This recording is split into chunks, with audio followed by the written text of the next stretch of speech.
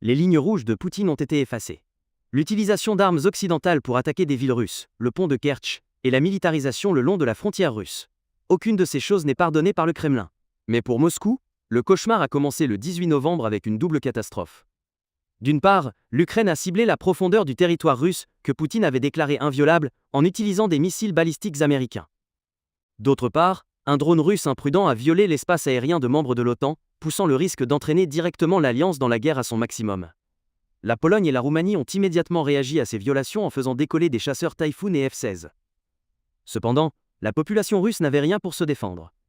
Alors que les sirènes d'alarme déchiraient le ciel, un citoyen russe a filmé les traces laissées par les explosions à travers l'objectif de sa caméra. Ce moment est devenu un tournant dans l'histoire de la guerre, car la Russie et l'Ukraine ont toutes deux confirmé le même jour que le missile ATACMS avait été utilisé pour la première fois sur le territoire russe. L'état-major général ukrainien a confirmé avoir mené une attaque de précision contre des cibles militaires à l'intérieur de la Russie avec des missiles tactiques ATACMS de fabrication américaine. Selon les analystes du renseignement de sources ouvertes, la cible était un site de grande valeur, comme une base militaire ou le terrain d'entraînement de Pogonovo. La machine de propagande officielle russe, comme d'habitude, a tenté de dissimuler cette dévastation. Le ministère russe de la Défense a confirmé que les forces ukrainiennes avaient tiré 4 missiles ATACMS de fabrication américaine sur la ville de Voronezh. Ils ont affirmé que les systèmes de missiles et d'armes S-400 et Pantsir avaient abattu tous les ATACMS. Cependant, des photos ont confirmé que des débris de missiles étaient tombés sur une maison de retraite et un orphelinat à Voronezh, causant des dégâts. Maintenant, une vague de panique et de colère monte dans l'opinion publique. Les gens ne se soucient pas de savoir si les missiles ont été techniquement interceptés ou non. La seule chose qui leur importe est qu'une ville considérée comme sûre, telle que Voronezh, ait été mise à portée de missiles. Les blogueurs militaires russes et l'opinion publique pro-guerre attendaient des représailles plus sévères de la part du Kremlin. Ils voulaient que des missiles hypersoniques soient lancés en réponse à l'attaque ATACMS. Si Poutine ne riposte pas, il sera considéré comme faible et lâche par ses partisans les plus fidèles. S'il riposte, il augmentera les tensions internationales et le risque d'affrontement avec l'OTAN. Ce risque a été réactivé le 18 novembre. Cette nuit-là, la Russie a lancé 476 drones et 48 missiles sur l'Ukraine. Au cours de ces frappes, un immeuble d'habitation dans la ville de Ternopil a été touché, avec des rapports de victimes et de civils blessés. Mais la véritable erreur majeure a été commise sur la ligne rouge de l'OTAN. Le drone russe a volé sur environ 8 km entre Periprava et Chiliaveche, dans la région de Tulcea. Il est ensuite retourné en Ukraine, est entré en Moldavie et a réintégré la Roumanie. Cette violation par drone a entraîné la fermeture d'importants aéroports dans l'est de la Pologne, comme Rzeszów et Lublin. Suite à la violation, 2 Eurofighter Typhoon allemands et 2 F-16 roumains ont immédiatement décollé des bases aériennes, Mihail Kogalniceanu et Câmpia Turzii en Roumanie. Vladimir Poutine était acculé. Tandis que les chasseurs de l'OTAN patrouillaient, les missiles ATACMS frappaient des villes russes. Les systèmes de défense aérienne comme le S-400 ne peuvent pas stopper les attaques. Alors que la Russie vend ses systèmes au monde pour des milliards d'euros, ils sont incapables de défendre leur propre territoire. C'est un coup irréversible porté à l'image de Poutine et à la crédibilité de la Russie sur le marché mondial des armes. Et savez-vous ce qui terrifie vraiment le Kremlin ? C'est le moment où les ATACMS ont ciblé des villes russes. Les lignes rouges de Poutine ont été soudainement franchies. De plus, l'ATACMS est une arme qui a laissé une marque douloureuse dans la mémoire de Moscou. C'est pourquoi, lorsque l'attaque sur Voronezh et le nom ATACMS sont mentionnés ensemble, l'objectif devient de plus en plus clair, la Crimée et le pont de Kertch. Examinons maintenant l'histoire de la Crimée avec l'ATACMS. La Crimée a été purgée de la puissance aérienne russe. Il n'y a plus de Su-35 ou de MiG-31 ici. Il ne reste que des bases aériennes russes vides. Poutine est totalement impuissant, car le nom de la menace est l'ATACMS. Les missiles ATACMS arrivent en silence, frappent, et même le S-400 est impuissant. L'Ukraine domine désormais la péninsule de Crimée avec des missiles ATACMS depuis un certain temps. Les bases aériennes de Jankoï, Saki et Belbek sont devenues les cibles de ces missiles au cours de la période 2024 à 2025. Kiev a effectivement signalé ce qu'elle pouvait faire à l'avenir avec ces missiles à partir de été 2024 en Crimée. En mai, la base aérienne de Belbek a été frappée par des missiles ATACMS de fabrication américaine. Des images satellites haute résolution publiées après l'attaque ont montré que 2 MiG-31 et un chasseur Su-27 ont été complètement détruits, tandis qu'un MiG-29 a été gravement endommagé. De profondes traces de brûlures et une accumulation de débris ont été observées dans la zone de ravitaillement juste à côté de la piste principale. Cette zone est connue pour être un point critique en termes de cycle opérationnel. Les mêmes images ont également révélé des marques noires inédites dans les zones de stationnement des avions, et des dommages structurels sur les bords extérieurs des hangars. Des sources de renseignement ouvertes ont partagé des photos indiquant qu'un système de défense aérienne S-300 ou S-400 stationné à Belbek a été touché. Il est entendu que le radar 9 de NC Gravestone un composant radar crucial du S-400, a été ciblé, et cette perte est considérée comme ayant créé une brèche sérieuse dans l'intégrité du système de défense aérienne russe. Suite à cette attaque, des changements notables ont eu lieu dans la disposition de Belbek. La construction d'abris fortifiés a été accélérée, les avions ont été déplacés plus profondément à l'intérieur des terres, et la densité dans la zone de stationnement a été délibérément réduite. En conséquence, la différence entre la puissance visible d'une base et sa puissance réelle est devenue apparente pour la première fois de manière aussi transparente. Les forces russes sur la péninsule suspectent que l'armée ukrainienne pourrait également mener des attaques ATACMS contre le pont de Kertch. Si les missiles ATACMS frappent Kertch et détruisent le pont, cette artère logistique longue de 19 km pourrait signer la fin à la fois pour les forces russes en Crimée et pour le Kremlin. Discutons brièvement de la puissance de l'ATACMS. L'ATACMS est un missile balistique guidé par INS et GPS, tiré depuis les lanceurs M142, HIMARS et M270 MLRS. Le corps du missile a un diamètre de 0,61 m et une longueur d'environ 4 mètres, réduisant la fenêtre d'interception grâce à un angle de plongée terminal raide et rapide après le lancement.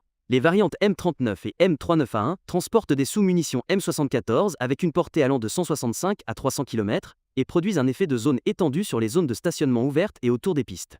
Les variantes M48 et M57 transportent une ogive unitaire à explosif puissant, pesant environ 500 livres, avec une portée de 270 à 300 km, adaptée aux cibles durcies, comme les dépôts de carburant, les nœuds radars, les installations de commandement et les accès aux ponts. Alors que le HIMARS emporte un seul ATACMS dans son pod de lancement, le M270 en contient 2 près simultanément. La doctrine de tir-et-évasion, shoot and scoot, permet un changement rapide de position après le tir. La précision assistée par GPS peut atteindre une marge d'erreur à un seul ou 2 chiffres en mètres bas, permettant de maintenir la pression dans des configurations d'attaque saturantes dans des zones de défense aérienne multicouches comme la Crimée. Pendant ce temps, l'attaque ATACMS sur la base de Belbek en Crimée n'était pas un incident isolé. Le 17 avril 2024, la base aérienne de Djankoï, à la pointe nord de la Crimée, a également été visée par une attaque ATACMS similaire. Connue pour être l'un des centres des opérations de première ligne en raison de sa proximité avec le Donbass, cette base était dans le viseur de l'Ukraine depuis longtemps. Les images satellites partagées par Planet Labs après l'attaque ont confirmé des dégâts étendus dans la zone sud de la base, où étaient positionnées les batteries S-400 et S-300. Au moins 4 composants majeurs ont été complètement détruits.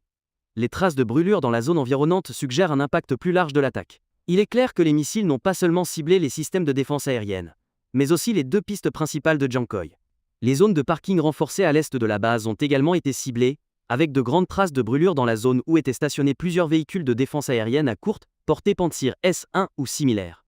Les images indiquent que ces systèmes ont été directement touchés ou endommagés par les explosions. Les attaques ATACMS sur la péninsule se sont poursuivies tout au long des mois d'été. Cette installation, désormais connue sous le nom de 40e complexe de mesure et de commandement séparés, fait partie du centre principal Titov de contrôle et d'essai des systèmes spatiaux, relevant des forces aérospatiales russes. Construite pendant la guerre froide, cette structure a été utilisée pendant des années pour suivre les missions spatiales soviétiques et russes.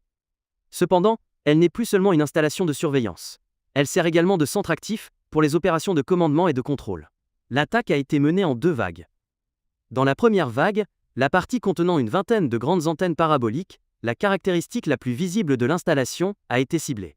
Certaines de ces antennes sont disposées en grands réseaux octogonaux et jouent un rôle crucial, à la fois dans les communications par satellite militaire et dans la gestion des missions spatiales. Les images satellites montrent clairement des traces de brûlures sur la vaste zone ouverte de cette région, notamment sur une courte distance à l'est. Des signes similaires de terre noircie et de dommages structurels ont été détectés au nord et à l'est du réseau d'antennes octogonales. La localisation régulière des zones brûlées suggère que l'attaque visait des infrastructures électroniques radar spécifiques. L'attaque sur Nipsezhen n'était pas seulement des dégâts matériels. Elle représentait un coup direct porté à l'architecture spatiale militaire russe et à sa capacité de commandement à longue portée. Une autre attaque a été enregistrée sur une autre base aérienne en juillet 2024, indiquant que toutes les bases à portée sont sous pression. De nouvelles images satellites autour de Saki montrent de nouveaux cratères d'impact et des traces de brûlures dans les zones extérieures de l'installation.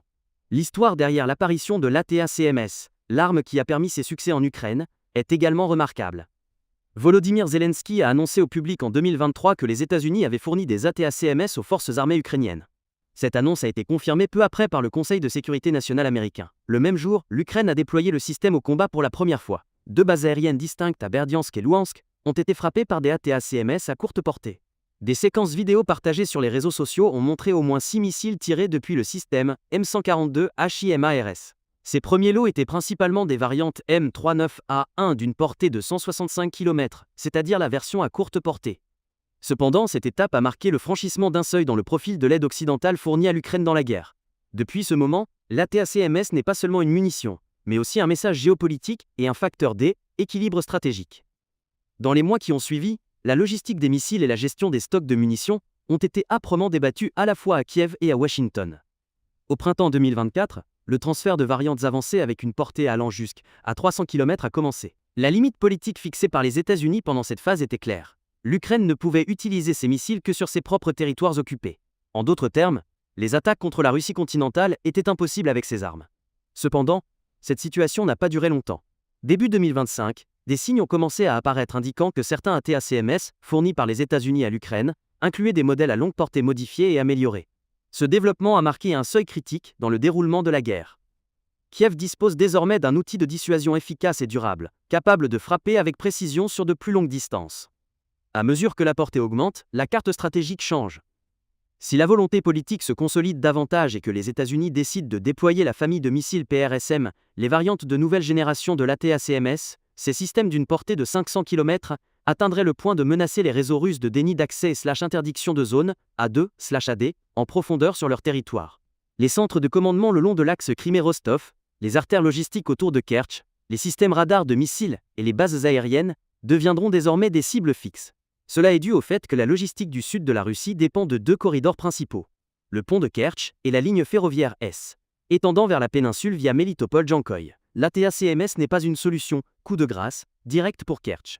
Cependant, des attaques intermittentes contre des cibles douces, comme les rampes d'accès au pont, les nœuds ferroviaires, les zones de signalisation, les dépôts de carburant et les zones de stationnement des locomotives, pourraient réduire de manière permanente la capacité globale. L'Ukraine a augmenté le coût de la protection de Kertch depuis été 2024. Les dégâts subis par le pont lors des attaques précédentes et les fermetures répétées ont prouvé à quel point il est risqué de dépendre d'une seule artère vitale. La portée de l'ATACMS permet également de cibler les nœuds ferroviaires par lesquels les marchandises pénètrent en Crimée. Ce bilan nous montre une simple vérité. La guerre a maintenant franchi un seuil irréversible. L'apparition des ATACMS sur le sol russe, les violations de l'OTAN impliquant le déploiement de chasseurs, la destruction systématique des bases aériennes en Crimée, et le pont de Kertch devenant une cible de plus en plus inéluctable, rien de tout cela n'est un événement isolé. Tous sont des maillons de la même chaîne, indiquant l'effondrement progressif du front sud et de l'aile, épine dorsale logistique russe. Alors que les lignes rouges, de Poutine sont effacées une par une, l'Ukraine a saisi à la fois équilibre militaire et l'avantage psychologique grâce à des frappes de longue portée de haute précision. À mesure que le système de défense aérienne russe s'affaiblit, même leurs régions intérieures ne sont plus en sécurité. La pression sur la Crimée augmente chaque mois, et le pont de Kertch n'est plus seulement une infrastructure, mais une cible symbolique qui décidera du sort de la guerre. Le résultat est clair. Dès l'instant où l'ATACMS est entré en jeu, la carte de la guerre et équilibre politique ont changé. Dans cette nouvelle ère, la Russie ne peut ni protéger ses bases dans le sud, ni empêcher la guerre d'atteindre sa porte. Ce qui suit est l'approfondissement rapide d'un processus que le Kremlin, malgré tous ses efforts, ne peut plus dissimuler. Alors, quelles sont vos réflexions à ce sujet? Partagez votre opinion dans la section commentaires. Pour être informé de nos nouvelles vidéos, veuillez vous abonner à notre chaîne et activer les notifications. Merci de nous avoir choisis.